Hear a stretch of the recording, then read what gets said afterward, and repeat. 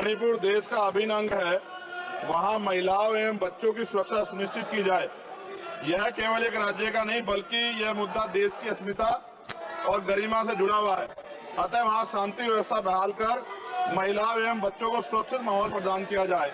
मणिपुर की घटना की वजह से अंतर्राष्ट्रीय स्तर पर देश की छवि खराब हुई है। मुझे ऐसा लगता है ये तभी होता है जब सरकार को कुर्सी से ज्यादा प्यार होता है और जनता के हित से कम प्यार होता है। न्यूनतम समर्थन मूल्य किसानों को मिले, बिजली के बिल माफ हो, किसानों का कर्ज माफ हो। सरकार को समझना होगा कि किसान मजबूत होगा तभी देश की अर्थव्यवस्था मजबूत होगी। खाद पर सब्सिडी बढ़ाई जाए, यूरिया नहीं मिल रहा है, खाद का वितरण पारदर्शिता लाई जाए। यदि समय रहते सरकार ने संज्ञान ले लिया तो वो दिन दूर नहीं कि देश में खाद्य संकट हो जाएगा। महोदया, गया में महाबोध विहार प्रकरण जो है, वहां से बुद्ध समाज में चिंता है और आक्रोश भी है। सरकार उसका हल करे, बुद्धिस्टों को उनका हक दे, जैन समाज की भावना का भी सम्मान रखे और ईसाइयों में भी हमले बंद हो और बहुजन महापुरुषों के विचारों को कार्य और पाठ्यक्रम में शामिल किया जाए। आज SC/ST पे एट्रोसिटी बढ़ रही है, जातिगत भेदभाव की वजह से बरातें रोकी जा रही हैं। अभी हाल की घटनाओं में कई ऐसी घटनाएं हुई हैं उत्तर प्रदेश में जहां जातिगत अपमान हुआ है।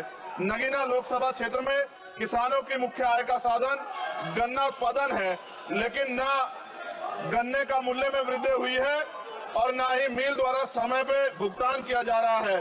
गन्ना किसान मजबूत होगा तभी ग्रामीण अर्थव्यवस्था मजबूत होगी।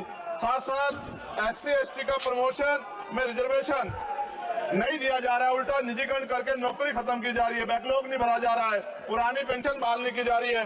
ये सब बार बार मैं इसलिए बोलता हूँ कि हमारे लोगों को पता लगे कि सरकार को उनकी परेशानियों से कोई फर्क नहीं पड़ता और वो समझे सरकार उनकी कितनी तेजी है। प्रधानमंत्री आवास योजना में जो मानक में बदलाव किया जाए, उससे बहुत से पीड़ित वंचित रह जा रहे हैं। कई बार ऐसा होता है और मैंने ये देखा अपनी आंखों से, किसी ने बरसात से बचने के लिए ईंटें लगा दी हैं, उनको मानक से बाहर कर दिया जाता है।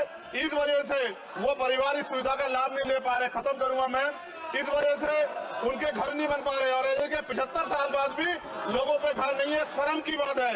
नगीना लोकसभा क्षेत्र में केंद्रीय विद्यालय खोले जाएं और जो पहले से संचालित केंद्रीय विद्यालय हैं उनमें किताबों से लेकर सभी आवश्यक एवं पर्याप्त सुविधाएं सुनिश्चित की जाए ताकि क्षेत्र के बच्चों को गुणवत्तापूर्ण शिक्षा प्राप्त हो। और अंत में मैं खत्म करते कहना चाहता हूं, अभी ईद का त्योहार आ रहा है, हम भी ये देखेंगे और देश भी ये देखेगा कि सरकार उनको कितनी मदद करा के उस आयोजन को, उस त्योहार को मनवाने में मदद करेगी, जैसे अन्य धर्मों को लगातार मदद कर रही है। क्योंकि भारत एक धर्मनिरपेक्ष राष्ट्र है। मोदी जी, खत्म कर रहा हूँ, खत्म करिए तो आवाज का हाल देख लो अब क्या। करिए, कंप्लीट करिए प्लीज। भारत एक धर्मनिरपेक्ष राष्ट्र है, लेकिन मैं ऐसा समझता हूँ जिनकी सरकार है उन्हीं की बात होगी।